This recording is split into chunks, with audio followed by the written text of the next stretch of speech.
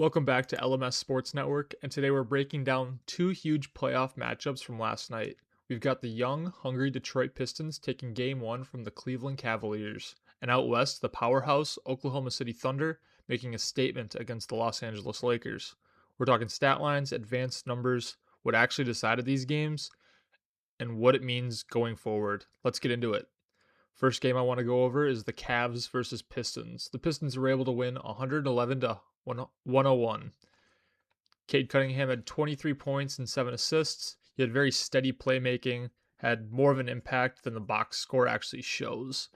Tobias Harris, 20 points and 8 rebounds. He's just been a really consistent second scoring option for Cade Cunningham, so that has really helped the Pistons out. And he's just come up really big for the Pistons this playoffs. Then Jalen Duren, he had 11 points and 12 rebounds, was able to get himself a double-double last night.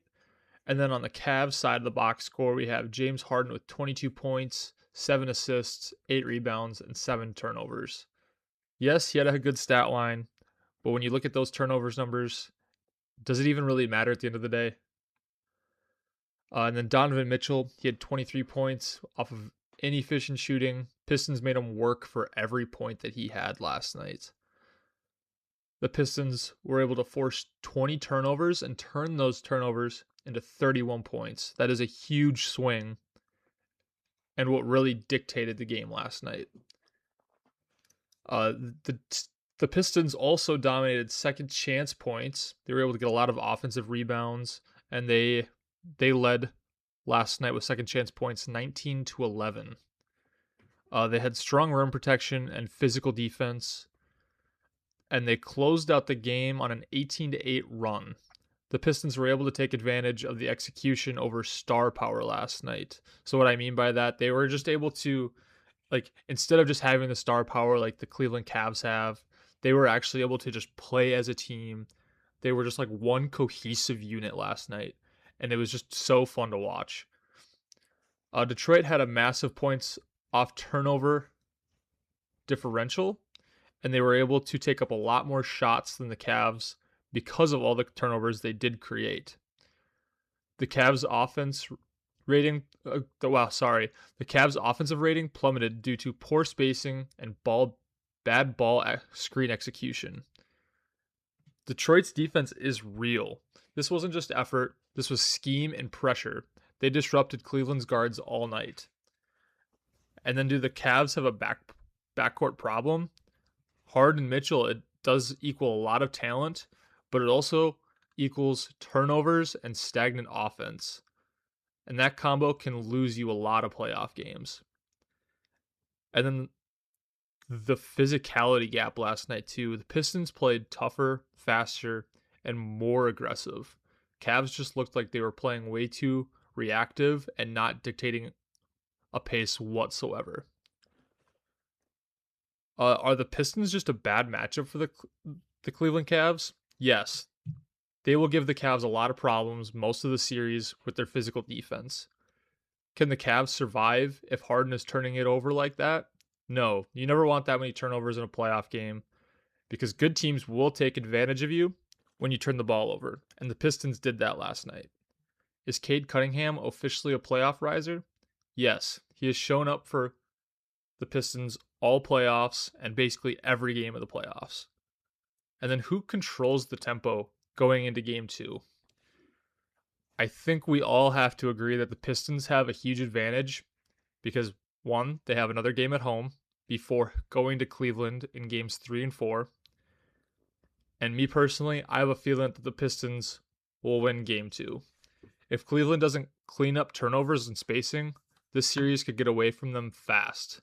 But let's head out west because this next game, that felt like a statement. The Thunder were able to win 108 to 90. And some key stat lines.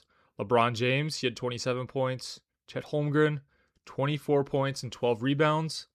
Shai Gilgeous-Alexander, he had 18 points. AJ Mitchell, 18 points. And then just looking at the bench points from last night, the Thunder, they had 34 bench points to the Lakers 15. That is huge when it comes to playoff games. Like, you need good bench scoring. The Thunder, they shot 50% from the field, 43% from three. The Lakers, 41.7 from the field, and they had 17 turnovers. And the Thunder were able to turn that into 20 points. So yeah, just right now, looking at some of those box score stats, like that's just huge. Like the Lakers really need to take care of the ball. They really need to shoot a lot better. And if they want to win this playoff game, they're gonna have to like really clean it up. And hopefully Luka comes back for them so that they can put up a fight in the series. But then some other things that I want to look at is the Thunder had a better effective field goal percentage, a better bench net rating, better pace control. Then the Lakers had low offensive rating and poor shot quality late in the game. Is the Thunder depth overwhelming?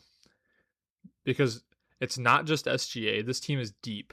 And then mind you, Jalen Williams isn't even playing right now. He's been injured for the last like couple weeks. And the bench just swung the game completely. The Lakers' offensive ceiling, that's just such an issue for them. They've really only like gotten like 90 points like every game. They did it against the Rockets, and now it looks like they're probably going to be doing it in this series too. So if Luka does not come back anytime soon, that is going to be a problem for them because they don't have a consistent second scoring option. And ever since Austin Reeves has gotten back from injury, it's not like he's been like a consistent scoring option for them. And like I was saying, 90 points is just not sustainable for the modern playoffs, and especially when you are playing the Oklahoma City Thunder, who will take advantage of your mistakes. They rarely make mistakes.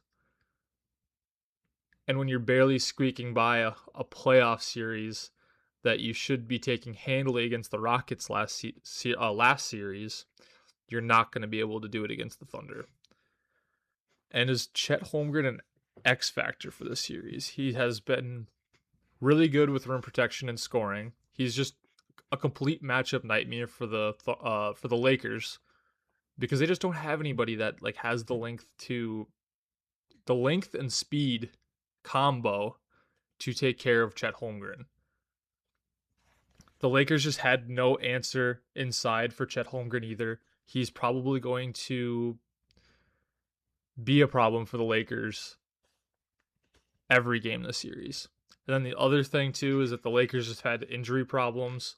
They're missing key pieces like Luka and Jared Vanderbilt.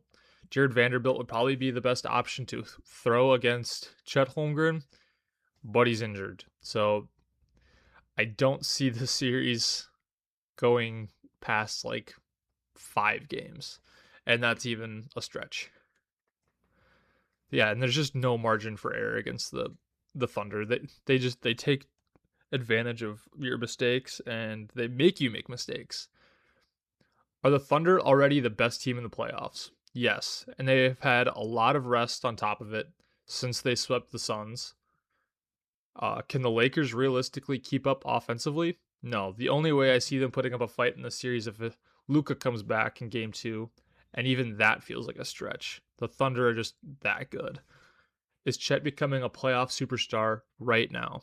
I hate to say it, but yes, if you look at his efficiency from the field in the playoffs, and not even just this playoffs, like look back, like every game he's shooting very efficient from the field. He's always shooting good, he's always taking good shots, and he's always getting to his spots.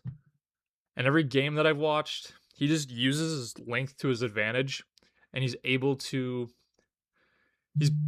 take high quality shots whenever he wants.